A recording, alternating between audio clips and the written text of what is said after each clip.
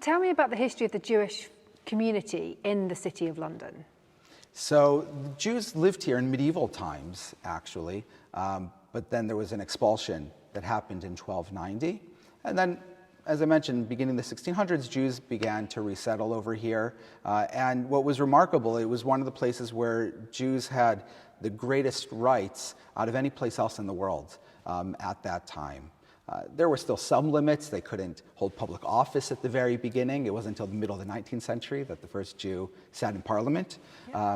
But in terms of, shall we say, day-to-day rights, the Jews lived here freely and really were able to participate in life. And this was a wonderful, experience. And I know the Jewish community today, in Britain really looks back and feel so privileged that this has been their home. So the last time I was here, it was covered in scaffolding.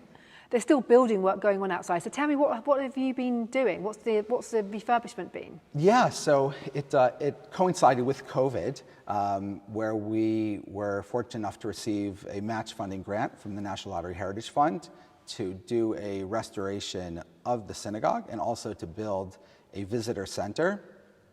And as you can see, the synagogue bit has been completed. It looks beautiful. It Thank really you. Does. It's stunning. It's shining. It looks magnificent. Ultimately, we're excited to have this be a place where we can welcome more and more people, Jewish people, non-Jewish people, people of faith, people of no faith, where they can come and can learn about the history of this synagogue, learn about the beautiful heritage of this community, see the remarkable collection of objects and documents that date back to the 17th century. It's a story of this synagogue, but it's really an example of the story of life in London throughout the centuries.